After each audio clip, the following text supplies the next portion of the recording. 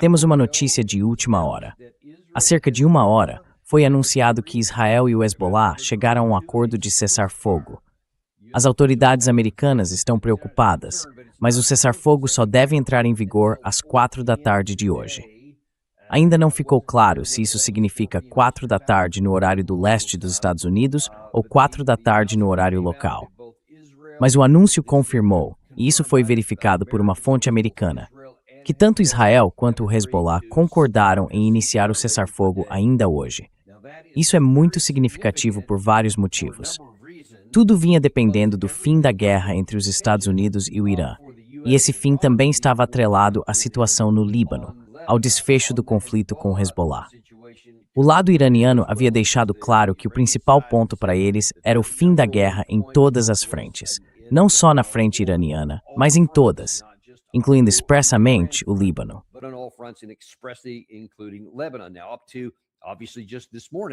Até hoje de manhã ainda havia ataques acontecendo lá. Então a grande questão é, e tem sido desde o início, será que o presidente Trump consegue fazer Netanyahu e Israel recuarem? Convencê-los a não fazer algo que para eles parece totalmente lógico? E aí está o problema. Há muitas forças contrárias a isso, e a gente vai analisar várias delas no programa de hoje. Porque agora, pessoal, é que começa o trabalho pesado, certo? Uma coisa foi chegar a um acordo e assinar esse memorando de entendimento. Mas vamos deixar bem claro para todo mundo, isso não acabou com a guerra. Apenas iniciou um cessar-fogo de 60 dias, para que as negociações para encerrar o conflito possam acontecer. Todo o trabalho difícil ainda está por vir.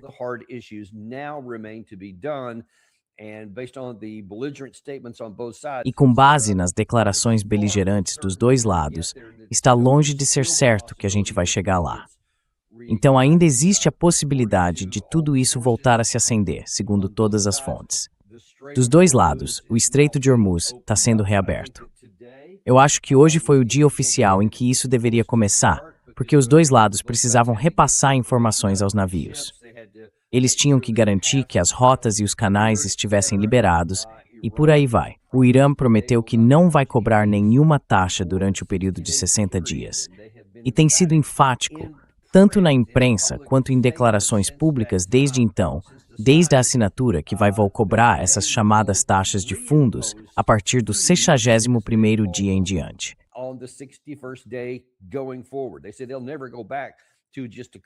Eles dizem que nunca mais vão voltar a ter um Estreito de Hormuz completamente aberto, livre e sem restrições.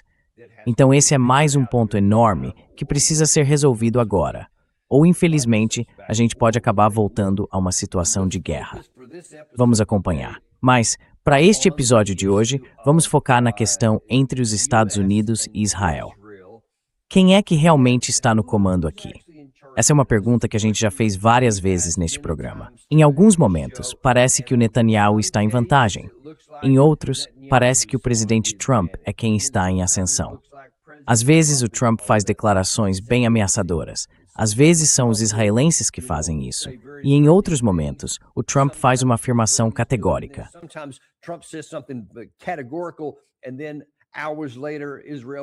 E aí, algumas horas depois, Israel vai lá, te mostra o dedo do meio e diz a gente vai fazer o que quiser.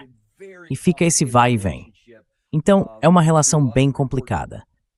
A gente viu vários relatos, só na última semana, de discussões acaloradas entre Trump e Netanyahu, pessoalmente, com todo tipo de insulto, todo tipo de palavrão. E eu vejo aqui que o Yuri acabou de aparecer na tela. Ele anunciou o fechamento do Estreito de Hormuz em resposta aos ataques de Israel ao Líbano. Isso foi interessante, porque aconteceu apenas 3 horas. Mas uma hora atrás, eles já tinham anunciado um cessar-fogo.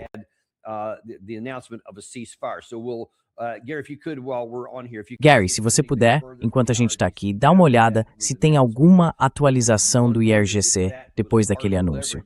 Porque dá para se perguntar se aquilo fez parte da pressão que levou o lado israelense a finalmente aceitar um cessar-fogo com o Hezbollah. Mas deixa eu destacar uma coisa. Quando a gente fala dessa questão com o Hezbollah, eles não são exatamente peças dependentes nesse jogo. Eles têm a própria agenda. E nunca ficou muito claro que o Irã controlava tudo. O Irã apoia o Hezbollah há muito tempo, décadas, na verdade. Mas o grupo sempre foi uma facção independente também.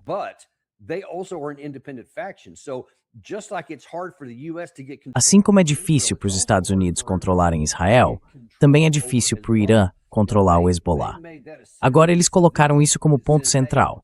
Estão dizendo algo como, olha, Hezbollah, a gente vai ajudar vocês agora, porque o Hezbollah sempre ajudou o Irã no passado. E agora o Irã está dizendo, nós vamos garantir que a guerra contra vocês pare. Mas também existem os linha dura. Tem linha dura no Irã, tem linha dura em Israel, tem linha dura nos Estados Unidos e tem linha dura no Hezbollah. E em cada um desses lugares, também tem gente que quer e busca via diplomática.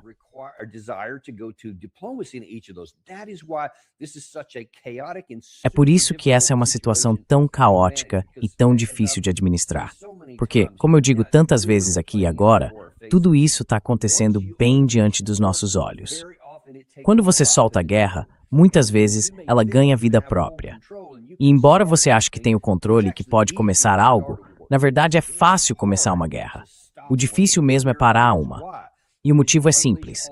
Quando você solta essas forças, essas emoções, todo mundo é atingido. E cada lado sempre acha que a dor que sofreu é a que não tem justificativa, que é errada, e que o outro lado é o culpado. Literalmente, cada lado diz isso do outro.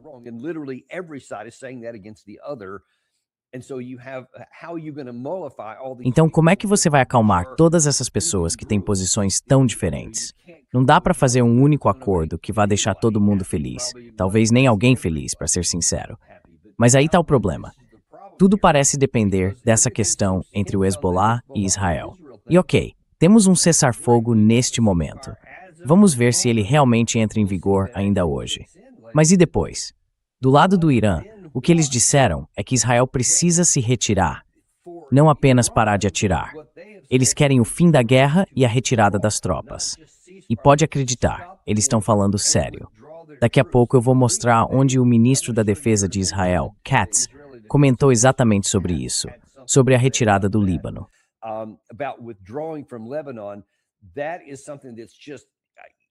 Isso é algo que eu simplesmente não consigo imaginar que tenha acontecido. E a pergunta agora é, como essa dinâmica, e é isso que eu quero analisar a seguir, como essa dinâmica entre Trump e Netanyahu vai se manifestar nos próximos dias, especialmente nesse tema. Mas antes, eu quero te mostrar uma coisa que revela onde está a cabeça do presidente Trump nesta manhã. A gente sempre dá uma olhada no Truth Social, e mais uma vez, ele não decepcionou. Primeiro, ele tenta dar a entender algo como, olha, eu estou fazendo tudo certo aqui. Que surpresa, né? Ele diz o seguinte, a guerra enfraqueceu o Irã.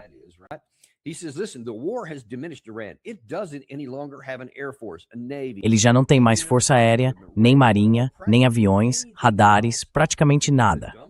E mesmo assim, os democratas dizem que o Irã está em melhor situação agora do que há 4 meses. Dá para imaginar alguém dizendo isso e achando que cola? Quanta estupidez é possível? Bom, algumas perguntas, senhor presidente. Eu preciso perguntar, se puder voltar um pouco aí, Gary. Se os iranianos não têm força aérea, nem marinha, nem aviões, radares, praticamente nada, por que a gente faz um cessar-fogo? Por que aceitamos termos que beneficiam tanto eles? Ah, e aliás, até o momento em que o Gary mostrou aquilo há pouco, o que o IRGC disse? Até agora, quem é que tem o controle do Estreito de Hormuz?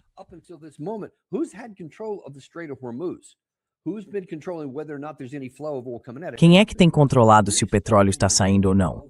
Não fomos nós. A gente parou o petróleo iraniano, isso sim, com o nosso Bloco A. Mas quem parou todo o resto desde que a guerra começou? Não foi o nosso lado. Então, quando você pergunta quão ingênuos são esses chamados democratas, talvez valha repensar essa pergunta. Agora, se puder subir para o próximo trecho aqui, esse foi o último. Ele disse isso há apenas algumas horas, e agora está respondendo a essas perguntas sobre tanta gente zombando do presidente Trump, dizendo, você estava desesperado, se rendeu ao Irã, estava desesperado por um acordo. E ele responde que não se encontraram por desespero.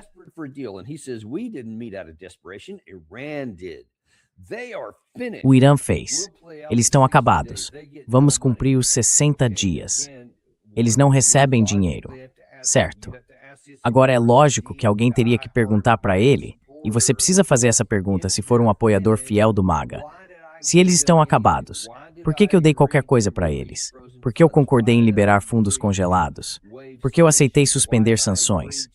Por que eu concordei com um fundo de reconstrução de 300 bilhões de dólares? Por que eu aceitei que depois dos 60 dias eles vão discutir o controle do Estreito de Hormuz e as taxas? E por que eu disse que vamos conversar sobre questões do programa nuclear durante esse período para ver se chegamos a algum ponto? Se eles estão acabados, você só faria isso em termos de rendição incondicional, que o presidente Trump já tinha mencionado antes nessa guerra.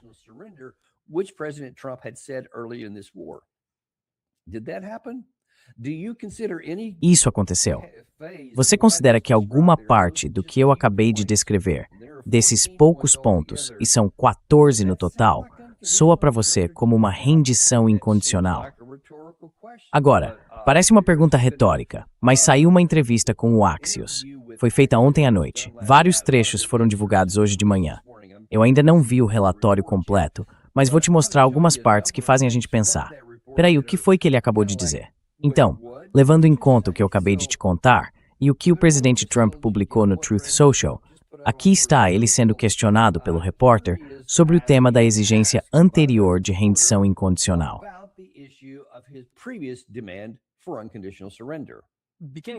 No mero começo do conflito, você te dizia que só aceitava uma rendição incondicional. E o memorando de entendimento merece tornar-se que uma rendição intuou. Bom, provavelmente é mesmo uma rendição incondicional. É? Acho que sim. Espera. O quê? É uma rendição incondicional? Olha, eu acho que de certa forma é sim. Quer dizer, eu até brinco um pouco com isso, mas na verdade não é brincadeira, porque isso mostra o estado mental do presidente Trump. Ele é de fato um verdadeiro socialista. A gente acabou de mostrar há poucas horas como ele é extremamente sensível a qualquer crítica que recebe. E em vez de reconhecer alguma coisa, ele fica repetindo o tempo todo que nada disso é verdade. Eu acabei de mostrar 5 dos 14 pontos logo de cara. E cada um deles, meu amigo, cada um deles é uma concessão do governo dos Estados Unidos ao Irã.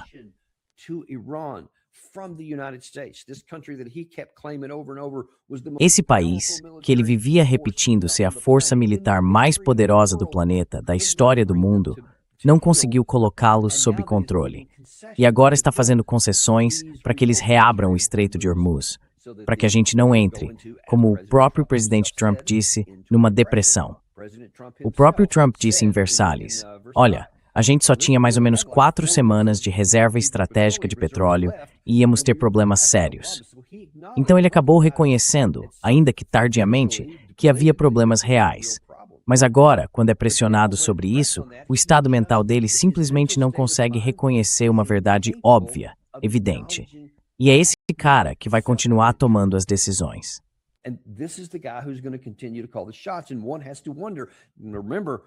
E a gente tem que se perguntar, lembra, o Robert Barnes contou pra gente que, segundo alguns contatos que ele tem nos bastidores, lá nos mais altos escalões da Casa Branca, já tinham acontecido 5 vezes antes, em que uma versão praticamente idêntica a esse acordo que acabou sendo assinado já tinha sido colocada na mesa meses atrás. Mas toda vez que o Trump concordava com o acordo, depois ele voltava atrás e tirava o tapete do vice-presidente Vance, como o próprio Robert Barnes acabou de dizer no nosso programa. Então, será que ele vai fazer isso de novo? Ou será que dessa vez vai deixar o acordo seguir? Porque eu garanto para vocês, como vocês vão ver agora, as críticas não vão desaparecer. Pelo contrário, só vão aumentar. Principalmente com o passar do tempo, quando a raiva começar a crescer. E ainda mais se parecer que o lado iraniano está ganhando alguma coisa. Especialmente se esse dinheiro for finalmente liberado.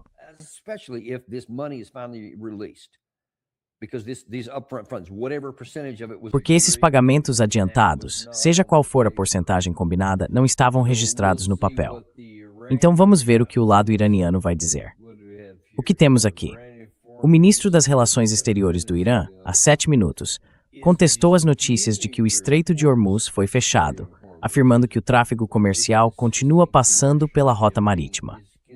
No entanto, o jornal Financial Times informa que forças iranianas dispararam tiros de advertência contra navios e anunciaram que o estreito permaneceria fechado até que certas condições sejam atendidas.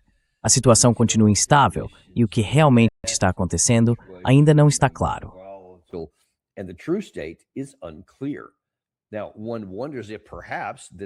Agora, a gente se pergunta se talvez isso tenha sido há uns 7 minutos. O anterior foi há 3 horas. Mais ou menos 1 hora atrás, anunciaram que o Hezbollah e Israel tinham concordado com um cessar-fogo. Então talvez agora tenham dito, ok, tá reaberto de novo. Quem sabe? Tá tudo meio confuso, até do lado iraniano. Lembra que eu falei que existem os mais duros e os que preferem a via diplomática em todos os lados, inclusive no Irã. E tem muita gente no Irã. E, para deixar claro, isso também pode complicar tudo, porque há muita revolta dentro do próprio Irã por eles terem aceitado qualquer um desses termos.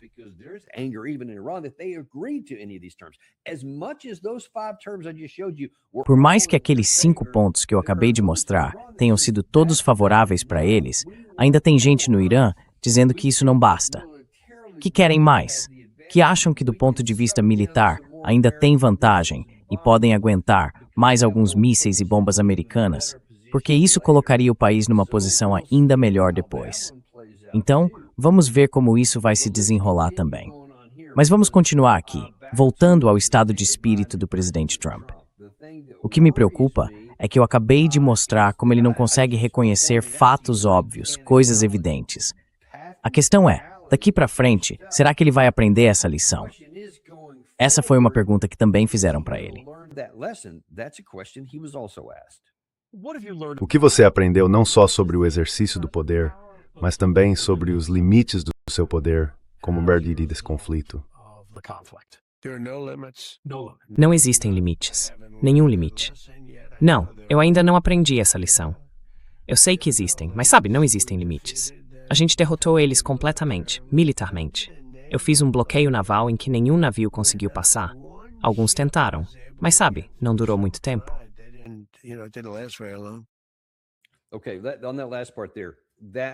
Olha, sobre essa última parte aí, não tem absolutamente nada de verdade nisso. Claro que várias coisas passaram, assim como aconteceu com alguns países do Golfo, do Conselho de Cooperação do Golfo. Coisas passaram por causa da nossa escolta. Quer dizer, não escolta, mas da orientação que a gente ajudou a dar. Vários navios conseguiram passar. Do mesmo jeito, vários navios iranianos, na verdade alguns nem eram operações secretas, eram abertas mesmo, simplesmente navegaram com permissão do lado iraniano. Então não tem verdade no que o presidente Trump disse ali. Mas ele acredita nisso? Ou está mentindo? Eu não sei. Não dá para saber. Agora, o fato de ele dizer que não há limites para o poder dele e que isso inclui tudo, inclui o exercício do poder, a aplicação do poder, mesmo quando a gente fala de restrições constitucionais, eu já tinha dito isso para vocês. E agora ele está confirmando o que eu vinha dizendo. Ele não enxerga limite, né? Ele é um líder militar autocrático. Imagine ele sincero.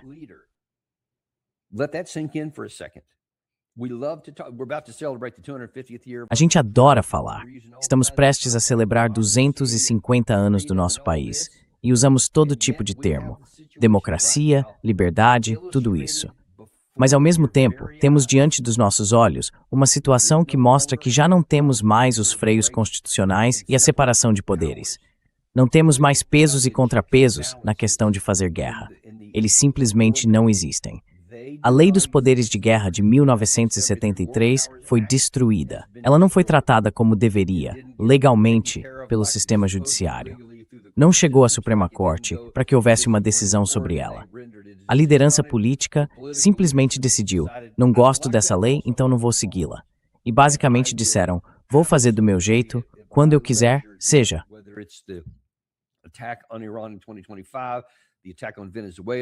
O ataque ao Irã em 2025, o ataque à Venezuela, a morte e a execução extrajudicial de pessoas em um barco que dissemos estar transportando drogas, ou essa guerra aqui. Trump, e depois mesmo assim, continua dizendo, eu não tenho limites para o meu poder. Eu vou fazer o que eu quiser, e não me importo com o que os outros pensam. E ele ainda disse, talvez existam alguns limites, mas eu ainda não encontrei nenhum. E aí, até na forma de aplicar esse poder, você disse, e na verdade, Gary, acho que a gente tem isso aí. Você ainda tem esse vídeo. Puxa ele aí de baixo. Deixa eu mostrar o que ele realmente disse, para deixar claro por que essa declaração é tão preocupante. Aqui está, do dia 28 de fevereiro, quando o presidente Trump anunciou exatamente por que estávamos indo para a guerra e o que ele pretendia alcançar.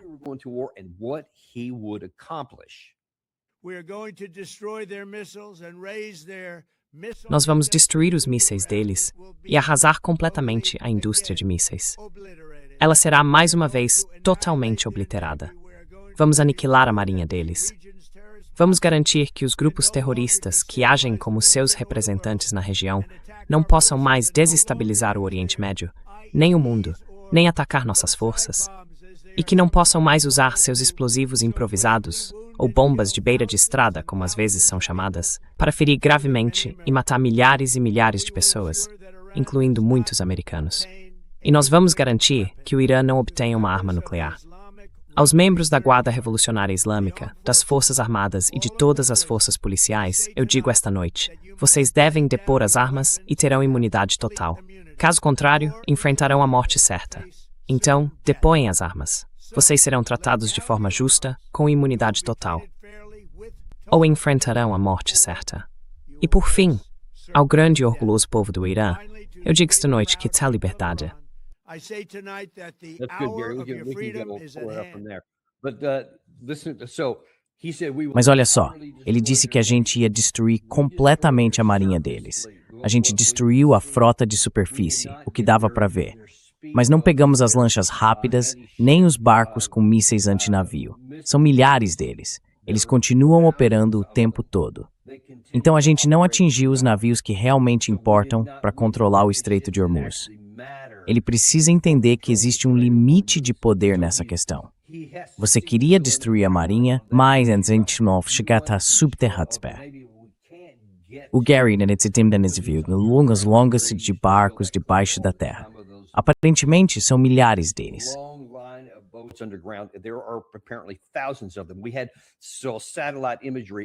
A gente tinha imagens de satélite mostrando formações de até 100 barcos de uma vez, operando livremente no Golfo. Não conseguimos neutralizá-los e depois eles voltaram para o lugar onde estavam escondidos e a gente não consegue chegar até lá. Então, é preciso reconhecer que a Marinha tem limites de poder. E não é só isso. Ele disse que os grupos aliados, sim, é preciso acabar com tudo isso. Ninguém pode apoiar isso. Eu estou falando com você agora sobre o papel central do Hezbollah, que está travando uma guerra importante com Israel neste momento. Eles continuam lançando foguetes e drones contra as forças israelenses. E no norte de Israel ainda estão bem ativos.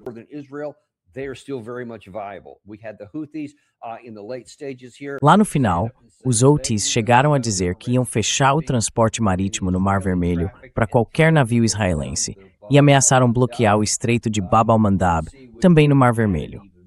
Isso teria criado ainda mais problemas para a crise global de energia e para a escassez que já existia. E claro, eles também nunca foram realmente contidos. Além disso, tem o Kataib Hezbollah, no Iraque, que também foi mobilizado e estava pronto para agir se a guerra voltasse a esquentar. Então, todos esses aliados continuam ativos, não importa o quanto a gente tenha enfraquecido, nem o quanto Israel, em 2025, tenha devastado e dizimado a liderança do Hezbollah. Eles simplesmente substituíram os líderes, mas a organização em si continuou de pé. E depois de ter sido atingida, ela se reergueu.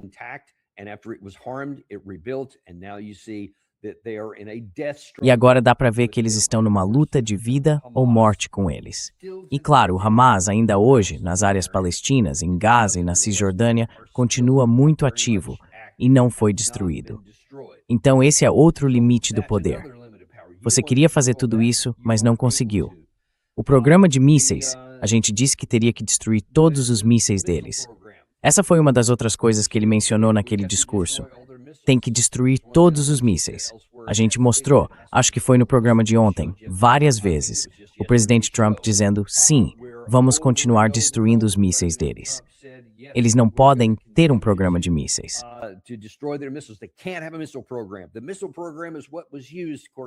O programa de mísseis foi o que foi usado, de acordo com o secretário de guerra, Hicks. Foi isso que permitiu que tudo acontecesse. E enquanto a gente teve que ir para a guerra, agora o presidente Trump vem e diz, tudo bem, nem se preocupem com isso. E aí, claro, a última coisa que ele disse foi que a Guarda Revolucionária Iraniana tinha que ser completamente destruída, que enfrentaria a morte certa, segundo ele. Mas quase ninguém da Guarda Revolucionária foi morto. Muito poucos. Só alguns oficiais de alta patente. E a Guarda Revolucionária, mesmo antes da guerra, tinha acho que 500.000 de pessoas. Quantos deles ainda estão lá? Quase todos. Então, quando você ouve o presidente Trump dizer não vejo limites para o meu poder, seja no uso ou na aplicação dele, você tem que admitir que tem alguma coisa errada com esse homem.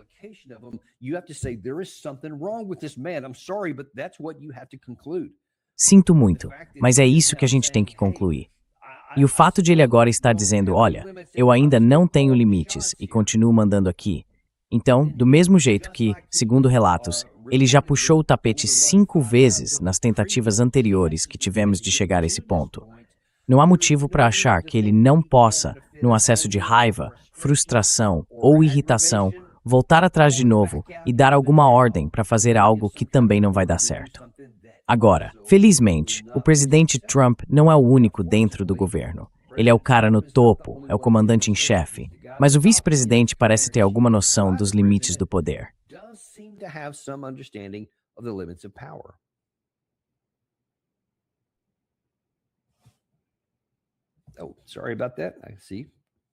Desculpa por isso. Entendi. Você viu pessoas do sistema deles, como Ben-Gvir e Smotrich, que criticaram o acordo. E eu acho que a minha resposta para eles seria: qual é exatamente a proposta de vocês? Porque, veja, é um país de 9 milhões de pessoas. Não dá para simplesmente matar todo mundo e achar que assim vai resolver todos os problemas de segurança nacional que vocês têm.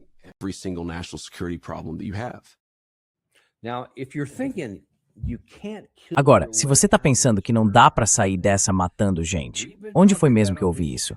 A gente fala disso aqui no programa desde sempre, literalmente desde que ele começou. A gente estreou em 2023, se não me engano. Pois é, então estamos chegando no nosso 3º aniversário. E desde o começo a gente vem dizendo, não dá para vencer essas guerras só matando.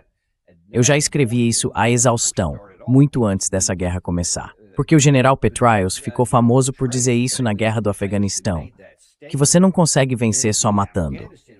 E ele tinha toda uma estratégia de contra-insurgência que queria testar. E nesse ponto, ele estava certo. E eu continuo reafirmando isso até hoje.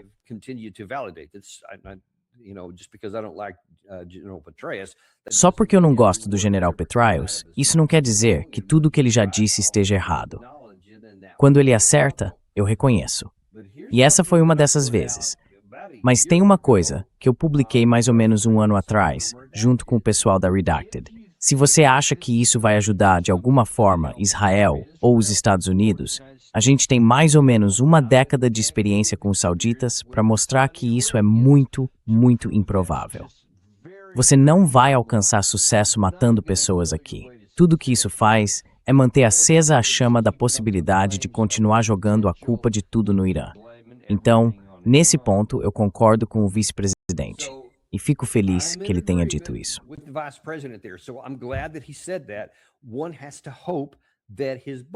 A gente tem que torcer para que o chefe dele também esteja ouvindo e entendendo isso, porque é algo essencial. Os dois precisam estar na mesma sintonia. Agora, a gente já tinha ouvido vários relatos de que o vice-presidente Vance sabia disso antes mesmo da decisão de ir para a guerra. E segundo muitas fontes, tanto ele quanto a Tulsi Gabbard e aparentemente mais algumas pessoas eram totalmente contra essa ideia. Eles tentaram convencer o presidente Trump de que, do ponto de vista militar, isso era impossível de alcançar. Pelo que parece, ele chegou a dizer isso para ele, mas claro, não foi ouvido. Só que agora dá para ver que o vice-presidente Vance está ganhando um pouco mais de confiança. Ele começou a falar algumas dessas coisas em público.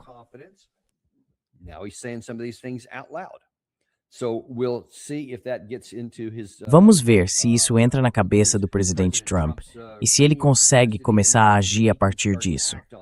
Porque vai ser mais difícil para o presidente Trump fazer alguma coisa no futuro, agora que a vice-presidente está dizendo de forma mais clara que não dá para vencer uma guerra só matando gente, mesmo tendo muito poder militar. E especialmente em tudo isso que a gente vem discutindo há tanto tempo, dá para ver que simplesmente não é assim. Uma das coisas que eu mencionei lá no começo é que existe essa divisão entre o campo militar e o campo diplomático, e todos os diferentes lados envolvidos nisso. A outra questão é diretamente entre os Estados Unidos e Israel, e se eles vão ou não chegar a um cessar-fogo hoje.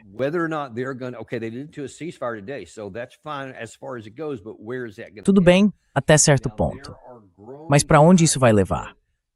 Agora há sinais cada vez mais claros de que a mudança que a gente tem visto nas pesquisas de opinião pública nos Estados Unidos contra o governo israelense, especialmente contra Netanyahu, vem crescendo. E a gente sabe que o presidente Trump presta muita atenção nas pesquisas. Então agora começamos a ver declarações um pouco mais firmes vindas da própria administração. Isso inclui tanto o presidente Trump quanto o vice-presidente Vance. E vamos dar uma olhada no que o vice-presidente Vance tem dito, porque ele tem levado muita coisa para o lado pessoal e tem sido bem ousado em alguns dos comentários de resposta que fez.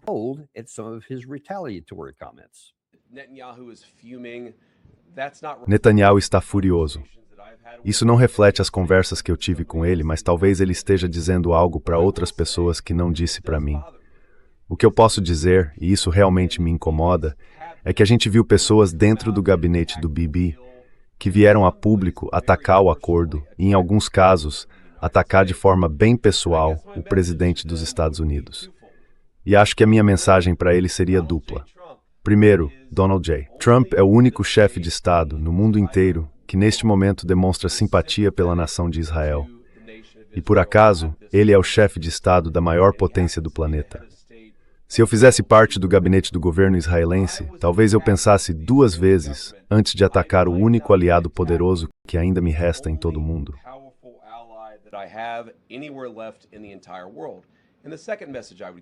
To some of those cabinet members, Bibi, to his credit, has not gone down this path.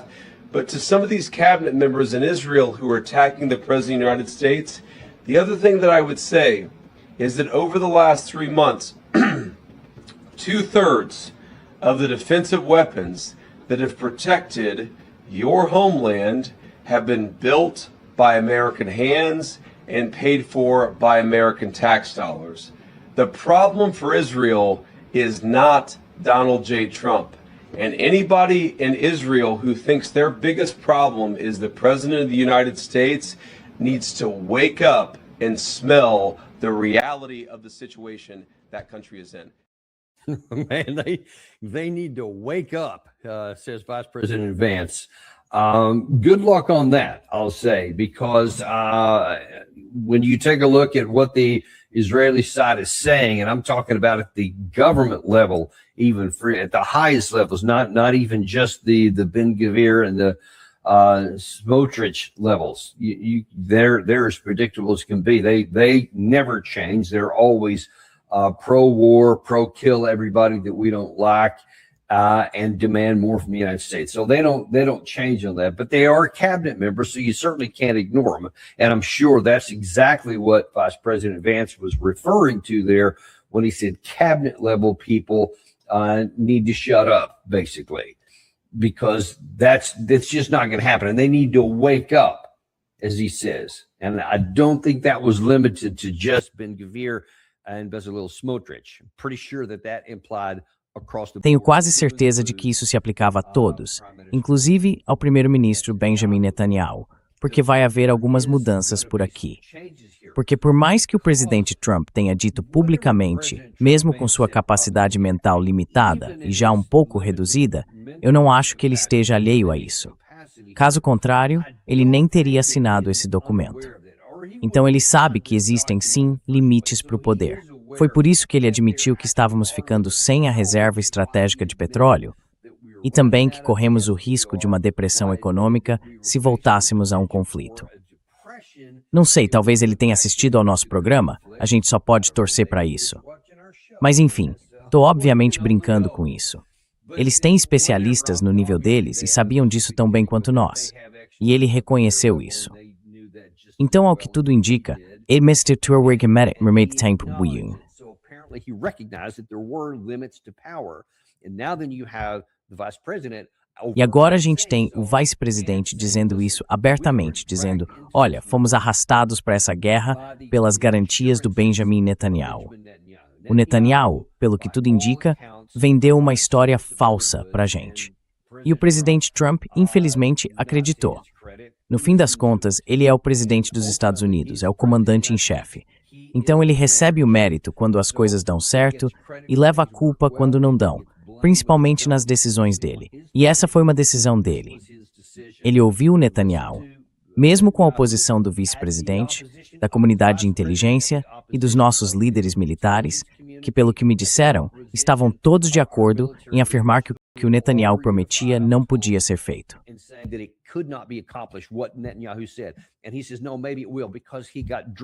E ele diz, não, talvez funcione, porque o presidente Trump ficou embriagado com a ideia da Venezuela. Bem, deu certo com Maduro. A gente foi lá, fez aquele grande evento feito para televisão, com imagens impressionantes, e conseguimos o petróleo. Então, tudo o que precisamos fazer aqui é ouvir o Benjamin Netanyahu e dizer como temos essa informação de inteligência, podemos assassinar o líder principal.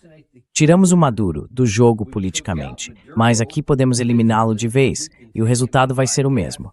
Ele simplesmente não ouviu ninguém que realmente sabia do que estava falando. E agora estamos nessa situação. Então agora ele reconheceu, ainda que tardiamente, os limites do poder.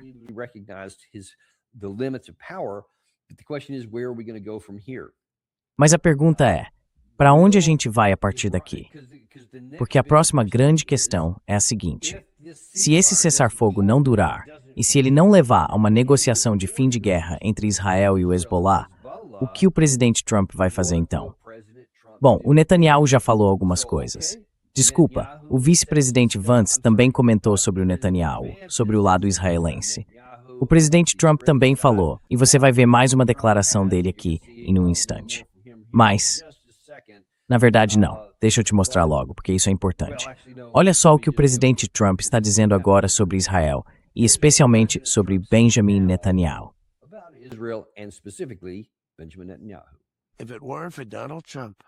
Se não fosse pelo Donald Trump e pelo Benjamin Netanyahu, que aliás trabalhou bem comigo, mas ele mesmo vai te dizer, somos nós que temos as armas, somos nós que temos todo o poder, somos nós que temos os bombardeiros B-2 e por aí vai. Se não fosse pelo Donald Trump, Israel teria sido... A sua relação com Netanyahu é...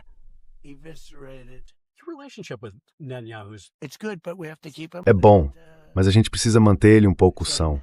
Você vai conseguir impedir que Israel ataque o Líbano? Sim, eu vou.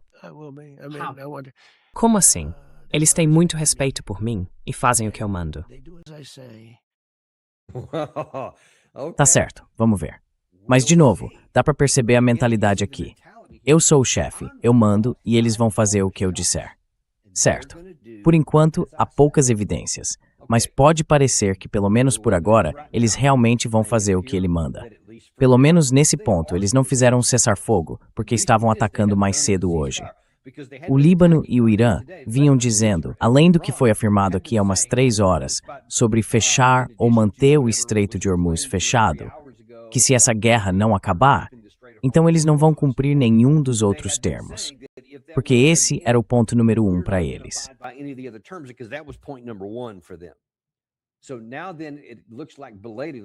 Então agora parece que, ainda que tardiamente, e dá para imaginar que houve muita pressão nos bastidores, pelo menos no papel, Israel e o Hezbollah chegaram a um cessar-fogo. Mas isso está muito, muito longe de cumprir os termos, nem mesmo do memorando de entendimento para chegar em todas as outras coisas que a gente quer tentar fazer. Só que o presidente Trump acha que, como ele mandou, eles vão simplesmente obedecer. Então a pergunta agora é, o que ele vai fazer se eles não obedecerem? O que ele vai fazer se Israel e Benjamin Netanyahu disserem que precisam atacar o Hezbollah por questão de segurança nacional? Seja porque decidem retomar o conflito, seja porque do lado do Hezbollah, alguém resolve lançar um ataque. Porque isso também não dá para descartar.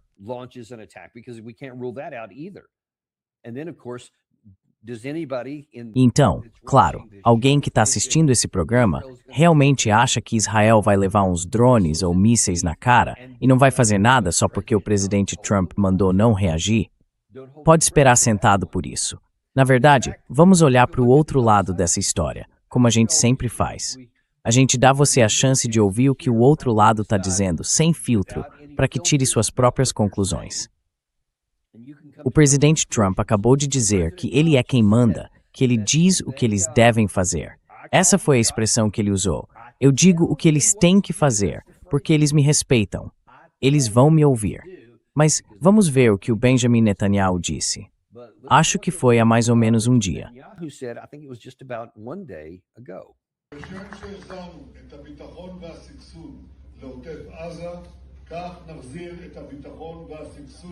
ליישובי הצפון. זה מחייב שמירה על רצועת הביטחון בדרום לבנון. Esta é uma declaração sobre a questão da segurança no sul do Líbano. É essencial que não haja nenhuma saída dali, nenhuma saída dos padrões de segurança de Israel neste momento. Esta é uma declaração sobre a questão da segurança no sul do Líbano. Nós vamos continuar buscando o objetivo mais alto que foi definido para nós e para mim durante a maior parte da minha vida adulta. O Irã não terá armas nucleares. E enquanto eu for o primeiro-ministro de Israel, isso não vai acontecer.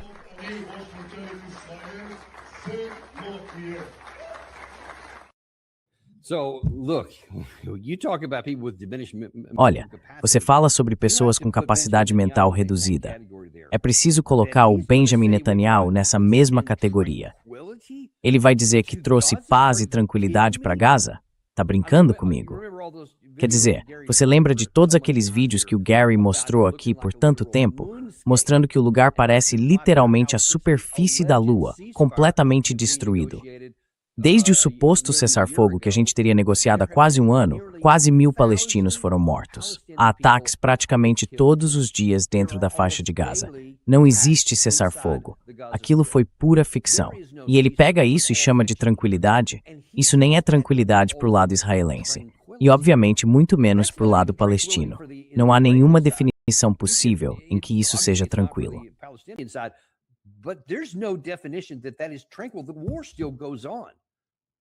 A guerra continua. Não há cessar-fogo. É guerra. E soldados israelenses morrem periodicamente. E, claro, eles matam um grande número de palestinos com frequência. E mesmo assim, ele chama isso de guerra. Cara, eu quase poderia ter parado o vídeo ali e dito: o que há de errado com esse cara? Ele tem problemas sérios. E o mesmo problema apareceu com Netanyahu ontem, quando fez aquele discurso, assim como aconteceu lá em outubro de 2023, quando eu comecei a alertar que Benjamin Netanyahu estava levando o país por um caminho de derrota militar e plantando sementes profundas, regadas com o sangue de muita gente, de uma insegurança que vai durar muito tempo, não importa como isso acabe.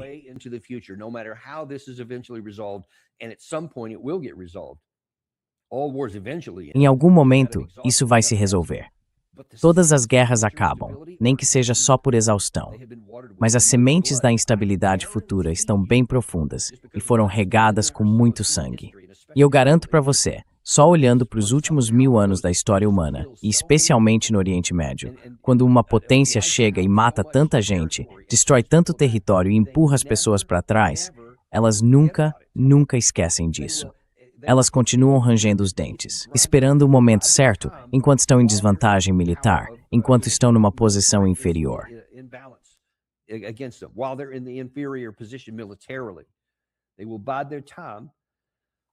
Eles vão esperar o momento certo, até que o equilíbrio, como sempre acontece, mude de novo. E assim que tiverem condições, vão buscar vingança. E só para imaginar a dimensão disso, eu acho que o número real está em torno de 70.000 palestinos mortos, a grande maioria mulheres, crianças e idosos. Mas segundo o que eu vi, acho que foi na revista The Lancet, do Reino Unido, esse número pode, na verdade, estar na casa das centenas de milhares de mortos. Só Deus sabe quantos estão feridos lá dentro. Lembrando que a população total era de cerca de 2 milhões e 100 mil pessoas no começo, e todos eles sofreram de forma terrível. And they have all suffered egregiously. I doubt seriously that there's a family. Eu duvido muito que exista uma família nas áreas palestinas que não tenha perdido alguém querido. A gente sabe que algumas famílias inteiras foram completamente dizimadas. É da natureza humana que nenhum desses homens, especialmente os homens, os que sobreviveram, vá simplesmente dizer, tá bom, deixa pra lá. Vamos recomeçar do zero, escrever um novo capítulo, apertar a mão de algum futuro líder israelense e dizer vamos ter paz, vamos cooperar. Eu nem acho que isso seja fisicamente possível. Então Netanyahu levou o país dele a esse fracasso que ele mesmo plantou. E muito tempo depois de ele estar preso ou morto, o legado dele vai ser a insegurança para o povo de Israel. É por isso que eu sempre fui tão firmemente contra isso.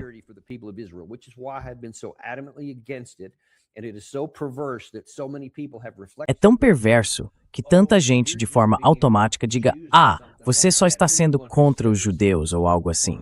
Qualquer pessoa que tenha dito isso, e tem um monte de gente falando esse tipo de coisa desde o começo, acabou sendo rotulada desse jeito. E isso sempre me irritou, não só pela injustiça, mas porque isso literalmente prejudica os interesses de Israel. E se você realmente se importa com o povo israelense, se você se importa com o povo judeu, então, ao apoiar essas políticas, você está ajudando a causar dano a eles no futuro. Isso é um fato. Eu não me importo se alguém gosta disso ou não. Não me importo se isso te deixa irritado. Essa é a realidade. A gente vê isso acontecer. Eu vi isso nas minhas missões de combate, especialmente no período da insurgência no Iraque e nas 2 vezes em que estive no Afeganistão.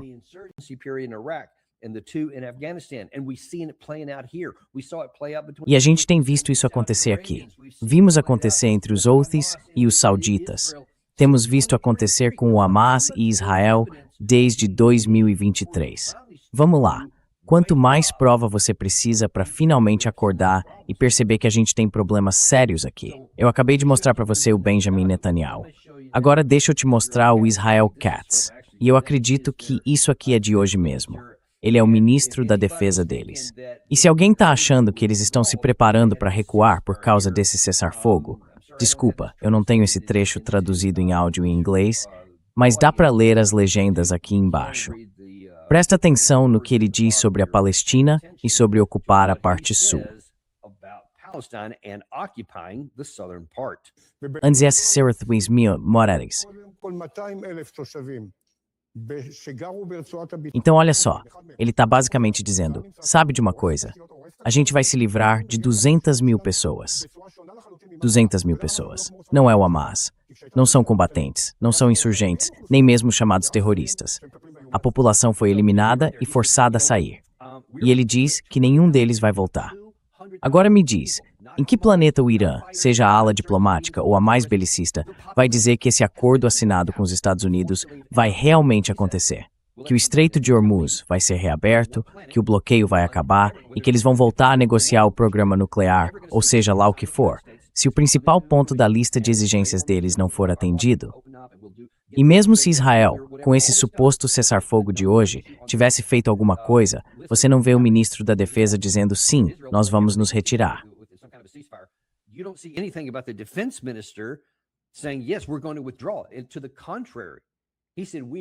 Pelo contrário, ele disse, não vamos recuar. Nunca vamos recuar. Porque na visão deles, isso é essencial para a segurança no norte. O que, aliás, é um mito. Isso não vai trazer segurança. Só vai plantar mais sementes encharcadas de sangue que vão gerar ainda mais insegurança no futuro. E mesmo agora, isso não vai impedir nada, nem foguetes Katyusha, nem outros tipos de mísseis que o Hezbollah consegue fabricar ou conseguir de outras fontes, seja do Irã ou de outro lugar. Eles só recuam um pouco mais. Então ele adiantou esse período. Eles queriam chegar até o rio Litani, mas estão longe disso. Recuaram uma parte bem grande, a ponto de 200 mil pessoas terem sido expulsas. Mas cara, falando sério, é só usar o bom senso.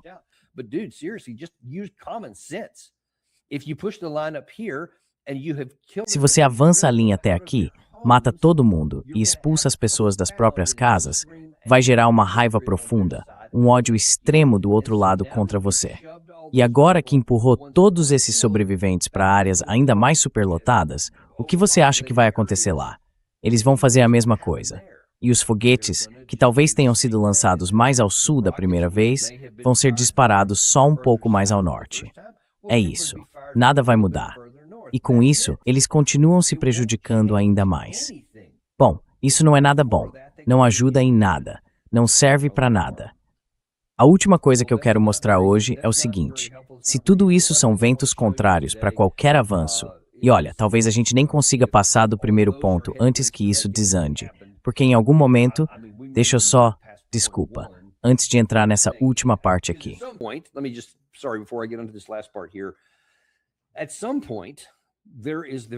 Em algum momento, existe uma possibilidade muito real, se não uma probabilidade, de que o Irã volte a lutar diretamente contra Israel.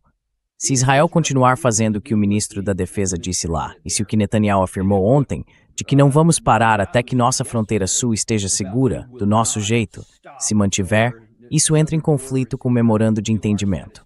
Em algum momento, se eles não recuarem, com ou sem cessar-fogo, o Irã vai atacar.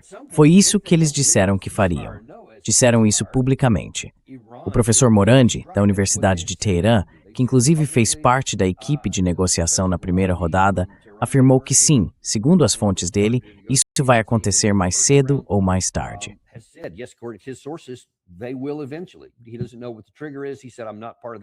Ele não sabe qual é o gatilho. Ele disse: eu não faço parte do governo, mas estou te dizendo pelo que ouvi nas conversas, é isso que eles vão fazer. Mas os próprios representantes deles têm dito isso abertamente, então eu nem preciso de uma fonte para confirmar. Eles mesmos estão confirmando publicamente. Dá para ver que isso vai continuar sendo o ponto central. Provavelmente nem vai ser uma questão do Estreito de Hormuz. Vai ser uma decisão. E como o Gary mostrou há pouco, até o momento em que a gente está no ar agora, ainda não está claro se está aberto ou não. Quem sabe? Acho que a gente vai descobrir quando a poeira baixar. Talvez mais tarde hoje ou amanhã. Vamos ter que esperar para ver.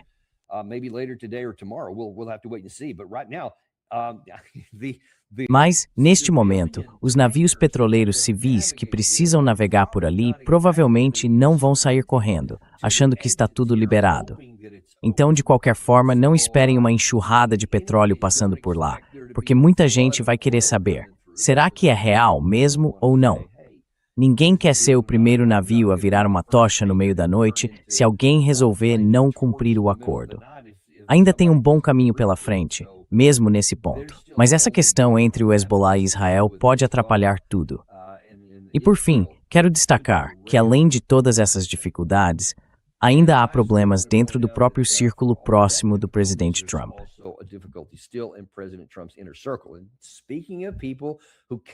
E falando de pessoas que não conseguem aceitar a realidade e não querem reconhecer o que é claramente verdadeiro sobre essa questão específica, existem limites para o poder. Aqui está o general Jack Keane falando sobre como, sabe, a gente poderia ter vencido isso.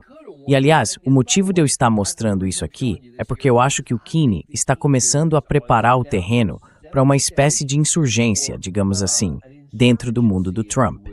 Algo do tipo, ei, usando as palavras do Robert Barnes, ele puxou o tapete da gente. A gente já tinha vencido, cara. A gente ia conseguir. E olha, me diga se você não percebe isso, as sementes disso sendo plantadas pelo Jack Keane aqui, para depois voltarem e dizerem, se o Trump tivesse tido mais coragem, a gente teria vencido.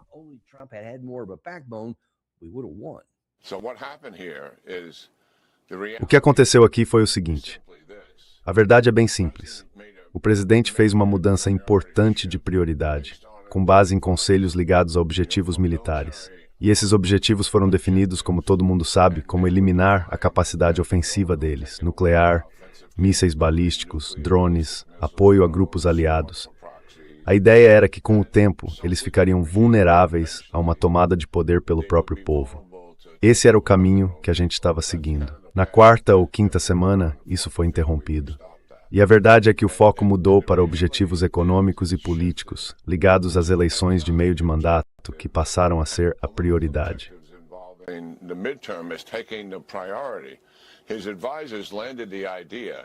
Os assessores dele colocaram a ideia de que por causa da continuidade do bloqueio no Estreito de Hormuz e pelo fato de que os preços do petróleo e do gás iam continuar nos mesmos níveis ou até subir se voltássemos a operações militares, havia o risco de que, se isso acontecesse, o Irã conseguisse retaliar com sucesso contra a infraestrutura de petróleo e gás dos países do Golfo.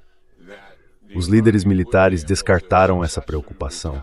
Poderia acreditar que em todas as federações de forma adequada e, ao mesmo tempo, eliminar boa parte da capacidade ofensiva deles para fazer isso.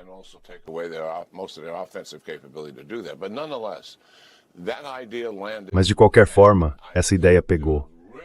E eu acho que o risco de abrir o Estreito de Hormuz, o que a gente tentou fazer, mas foi interrompido na 36ª hora, foi grande. O que aconteceu ali?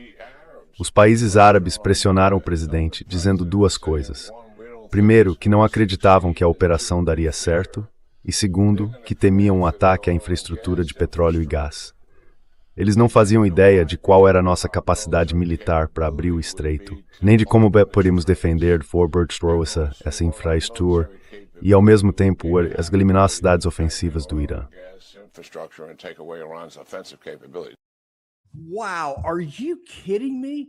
Nossa, você está brincando comigo?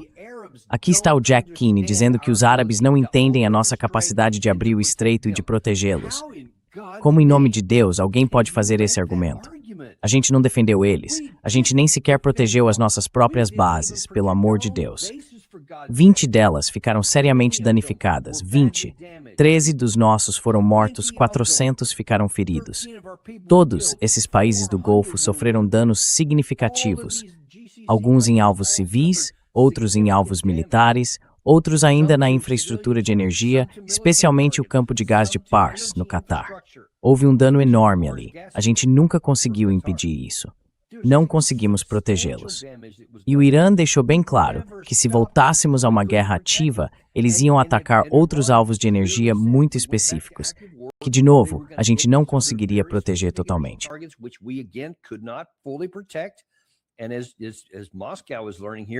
E como Moscou está aprendendo agora, você pode até derrubar, mesmo que consiga abater mais de 90%.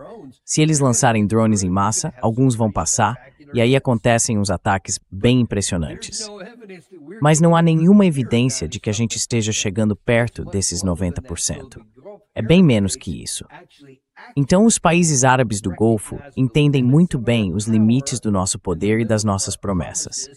E a ideia geral é a seguinte: o Jack Keane, que parece não entender nada disso, está zombando dos árabes por não perceberem que a gente poderia abrir o Estreito de Hormuz e mantê-los em segurança. Tá certo, é óbvio que a gente não os manteve seguros. Mas, poxa, se dava para abrir o estreito, por que você não fez isso então, Jack? Por que a gente não fez isso naqueles primeiros 40 dias?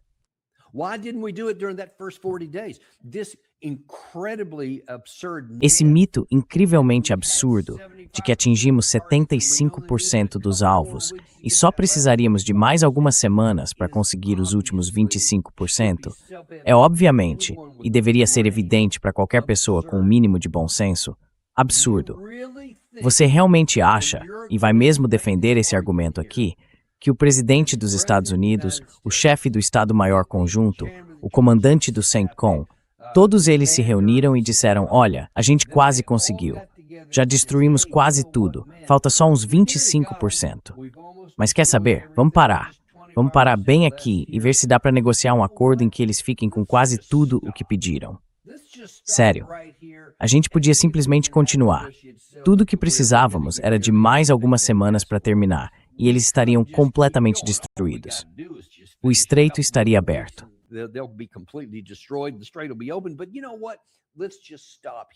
Mas sabe de uma coisa? Vamos parar por aqui. Isso é o que teria que ser verdade para o que o Jack Keane acabou de dizer com a maior cara de pau, ser verdade. E não é. O que ele disse é absurdo, como eu acabei de mostrar nesse exemplo. Isso é o que teria que ter acontecido para ele estar certo, mas não aconteceu. Ele não está certo. Só que esse é o mito que já estão começando a construir. Dá para ver claramente.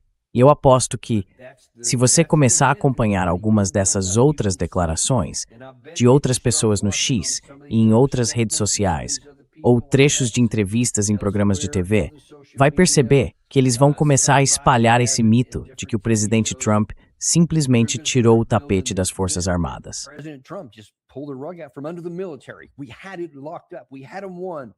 A gente já tinha garantido, já tinha vencido, teríamos conseguido. E, de novo, é uma daquelas situações em que é quase impossível provar o contrário. Então, como a gente não continuou lutando depois daquilo, não dá para provar, como num tribunal, que a gente não teria conseguido. Agora, pela lógica, é claro que não teria dado, porque não deu nos primeiros 40 dias. Continuar tentando teria sido absurdo e só teria nos prejudicado ainda mais. Isso é lógico, e dá para mostrar que os primeiros 40 dias confirmaram isso. Mas ele vai contar com algumas pessoas, porque elas querem acreditar no que ele disse.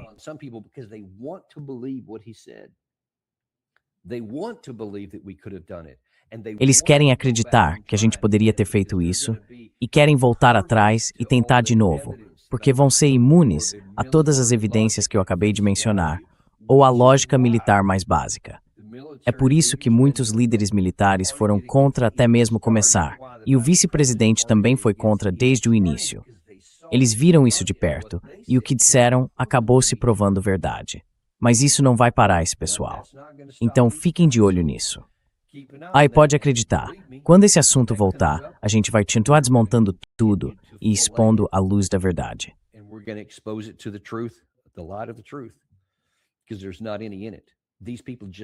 Porque não tem nada disso. Essas pessoas simplesmente não conseguem enxergar além da sede que tem por guerra. Nem as provas físicas, nem os corpos de soldados americanos, nem os destroços dos nossos navios e aviões, nem os 100 bilhões de dólares, e provavelmente ainda contando do nosso dinheiro, nada disso afeta eles. Mas me afeta. Afeta muita gente, e ao que parece, com algum atraso, está começando a afetar o presidente Trump também. Vamos ver como isso vai se desenrolar. Vamos ver o que acontece a seguir.